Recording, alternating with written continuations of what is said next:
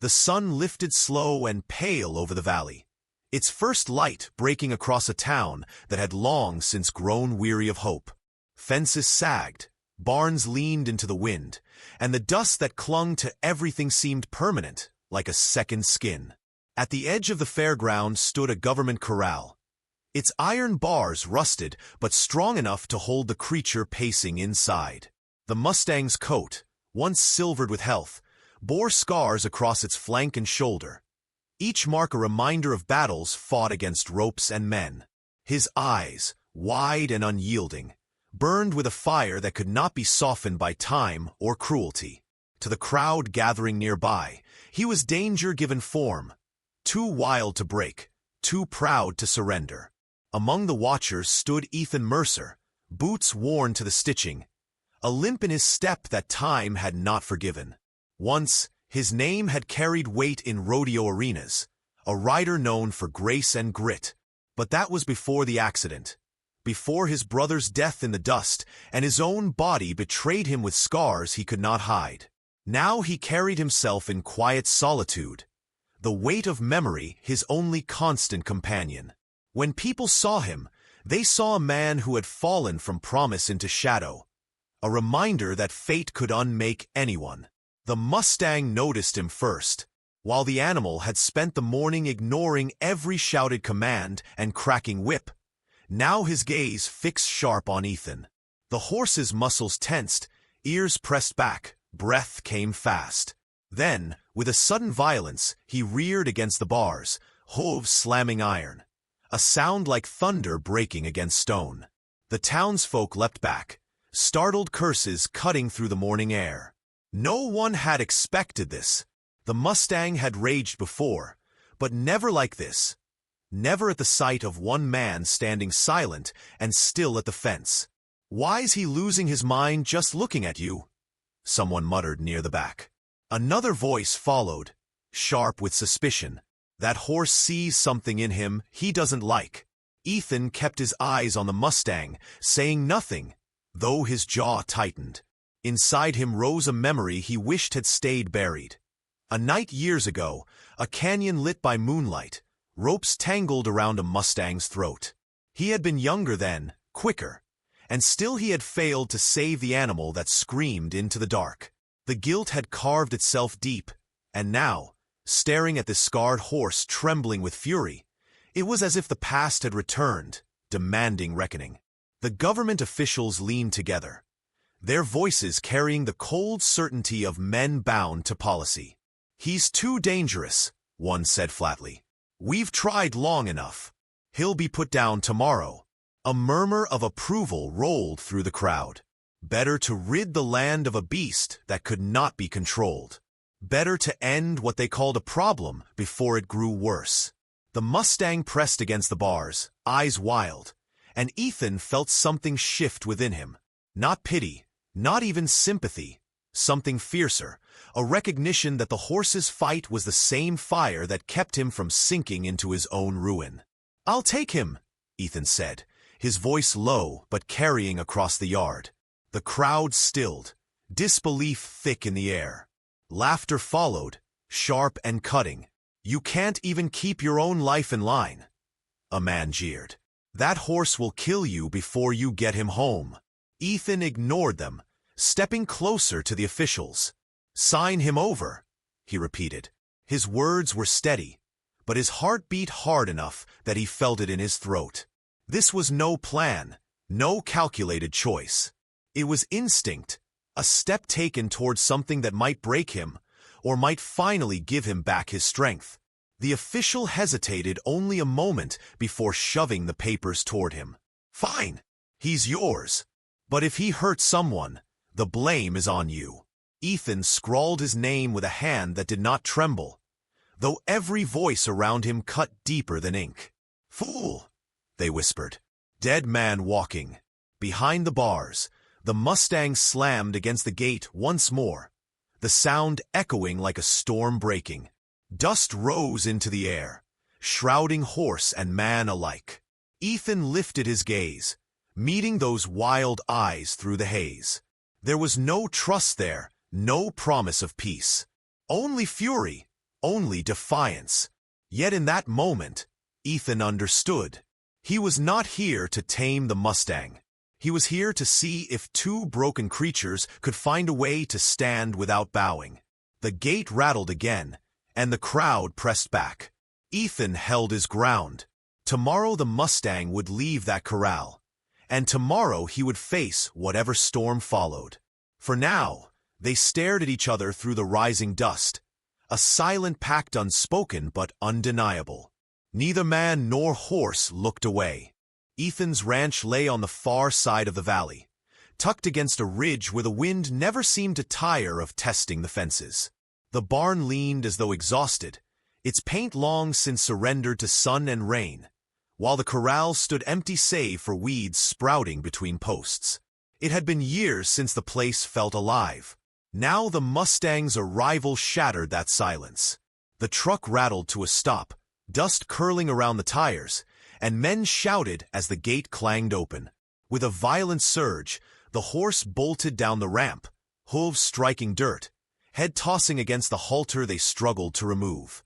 The instant the rope fell free, he wheeled, ears pinned, muscles bunching as though he might climb the sky itself. Ethan watched, steady as a rooted tree. He had expected the fight. What startled him was the raw presence. The way the horse carried his fury like a crown, daring anything to come closer. When the workers backed away, muttering about broken bones and wasted time, Ethan stepped forward with quiet resolve. "He's home now," he said, though the word felt fragile on his tongue. The men gave him looks of disbelief before driving off, leaving him alone with the beast pacing the perimeter of the corral. That first night, Ethan kept his distance. He leaned against the fence while the Mustang circled, every line of its body drawn tight as a bowstring. He set a bucket of water inside the gate, then lowered himself onto a stump, letting the silence stretch between them. The horse did not touch the water until the moon had climbed high. Ethan stayed awake, listening to the rhythm of hooves against packed dirt, the sound a restless heartbeat that mirrored his own. Morning brought little change. When Ethan approached with hay, the Mustang lunged, teeth bared, the air splitting with a savage snort. Ethan didn't flinch. He let the hay drop, then stepped back, hands loose at his sides. "All right," he murmured. "You eat on your terms." The horse tore into the hay only after Ethan retreated, never letting his eyes leave the man beyond the fence. It was a dance of suspicion, each gesture weighed, every breath contested. Days blurred together in that ritual. Ethan sat by the corral with his tools, carving wood into small shapes, a habit born of sleepless nights and restless hands. He spoke little, only enough to lay his presence gently across the space. Sometimes he told the Mustang things no one else would hear, of his brother's laughter before the fall, of the rodeo crowd roaring one moment and gasping the next, of how the silence afterward had been louder than anything in his life. The horse never answered, but the stillness between them began to change. No longer sharp, it softened, like fabric worn by constant touch. One evening a storm rolled in sudden and fierce. Lightning forked across the ridge, and thunder shook the barn's frail bones. The Mustang reared, striking the gate, eyes rolling white in panic. Ethan rushed to secure the latch, but the chain snapped with a violent crack, and the gate swung wide. The horse shot into the storm, vanishing into sheets of rain. Ethan stood drenched, chest heaving, watching him disappear into the dark. Any other man would have saddled a horse, given chase, but Ethan did not move. Instead, he sank onto the porch steps, rain streaming down his face, and whispered to the night, "Run if you must. I'll still be here." Hours crawled by, the storm easing into silence. Ethan stayed where he was, stiff with cold, refusing to close the door or light the fire. When dawn bled across the valley, he saw movement on the ridge. The Mustang stood there, mane plastered by rain, body quivering but unbroken. He did not flee this time. He simply watched the man on the porch, his breath fogging in the pale light. Ethan rose slowly, heart caught in his throat. Neither moved closer, yet something unspoken passed between them. Fragile as glass, but strong enough to hold. The Mustang turned back toward the corral, walking with measured steps, and Ethan followed at a distance, careful not to press. By the time the sun broke over the ridge, horse and man were back within the boundaries of the ranch, bound not by ropes but by choice.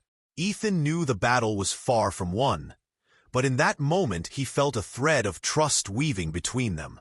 It was thin, almost invisible, yet it held against the weight of the past. He could not explain why the Mustang had returned, only that it had, and that was enough to keep him standing. The story was not over. It had only begun to draw its first true breath. The days that followed carried the weight of unspoken questions. Ethan did not force the Mustang, nor did he reach for ropes or saddles. He left the gate cracked just enough for choice, setting hay and water at the corral's center, then standing far enough away to let silence do the talking. At first the horse circled with suspicion, hooves digging restless furrows, eyes sharp as glass. But one evening, when the sun painted the valley in copper and rose, the Mustang lowered his head and stepped toward the hay while Ethan remained within sight. It was no surrender, only tolerance, but Ethan felt the air change, less bristling, more tentative, as if some barrier had shifted by a fraction. He spoke sparingly, his voice low and even, weaving calm into the brittle distance between them. "You don't owe me trust. Just a chance," he said one night, the words rolling out as natural as breath. The horse flicked an ear, eyes never leaving him, and though no answer came, the man sensed he had been heard. In those moments, Ethan's own walls seemed to thin, as if the Mustang's guarded silence mirrored his own. He had spent years locked inside grief, avoiding people who only reminded him of his failures.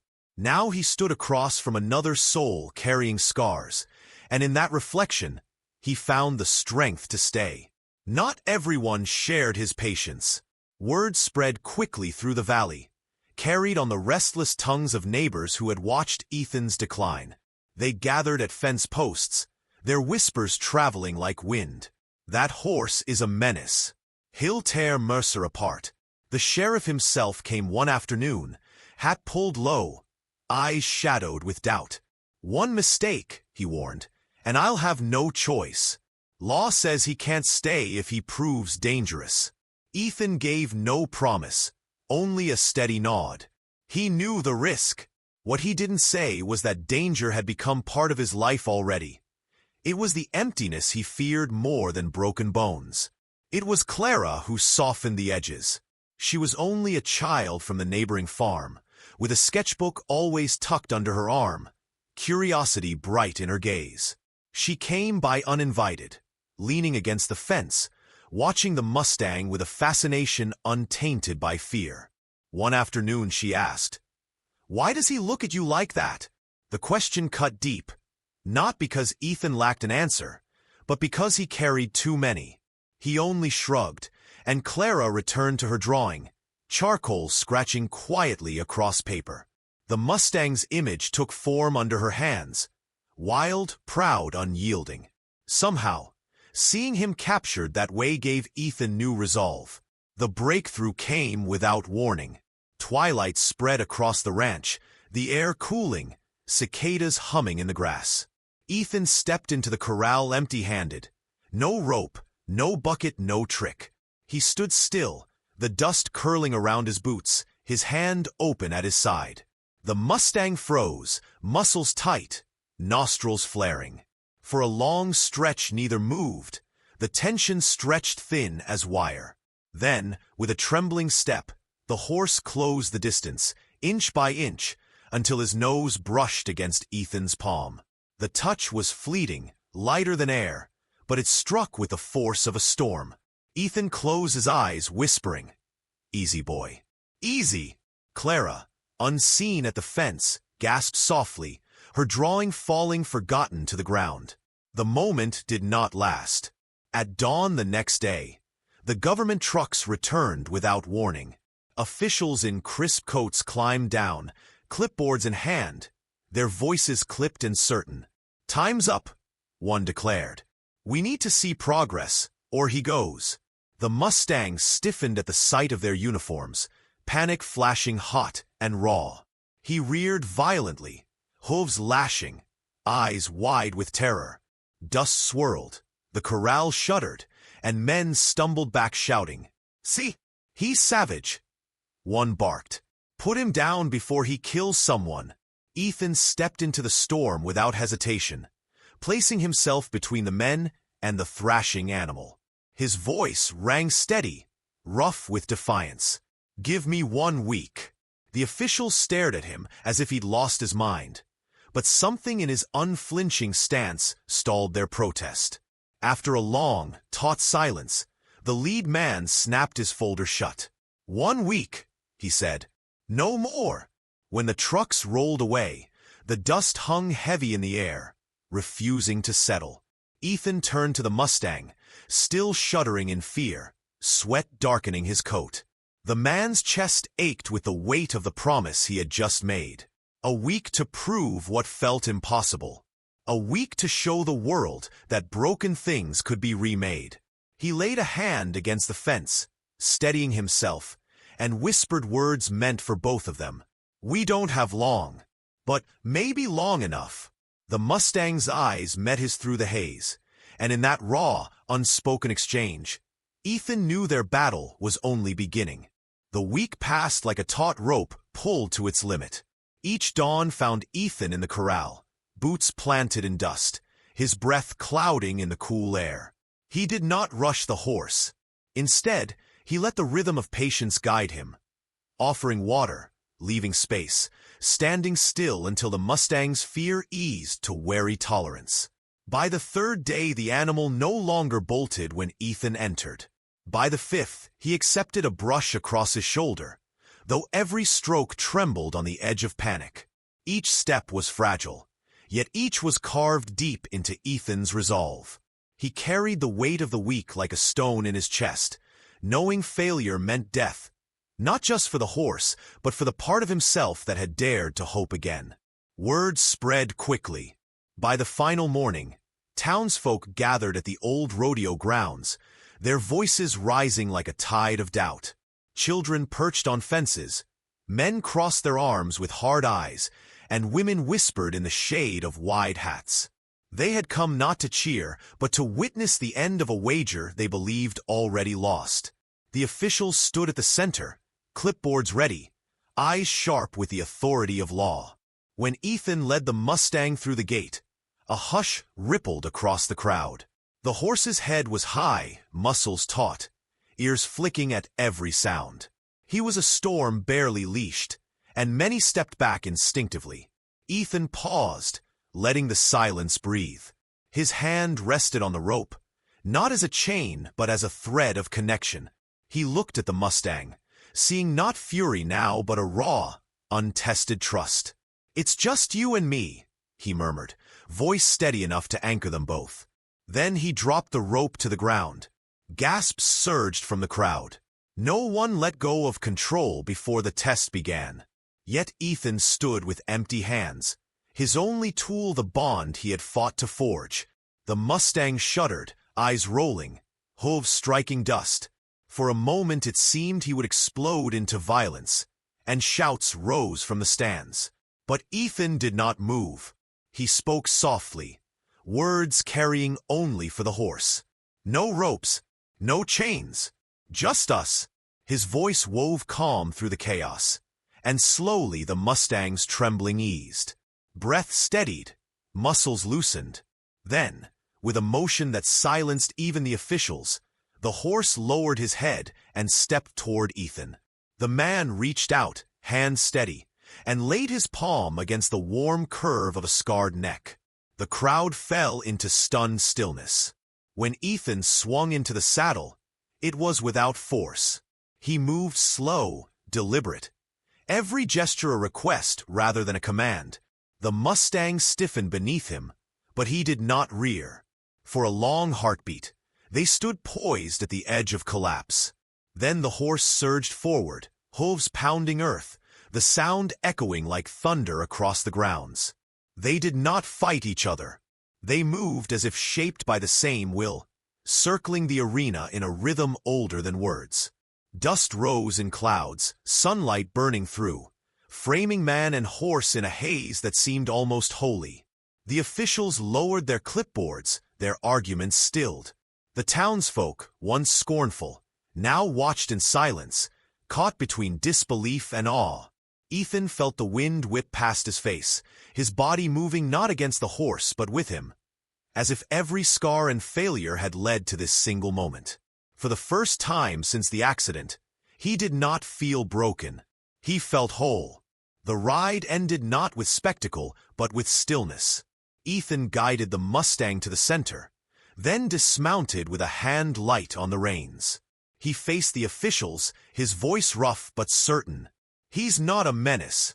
He's not broken. He's alive, and he belongs. The lead official hesitated, then gave a reluctant nod. He lives. He stays. Relief struck Ethan harder than any fall he had ever taken. He pressed his forehead to the horses, whispering words only the animal could hear. We saved each other. Around them the crowd remained hushed, their disbelief transformed into something quieter, heavier.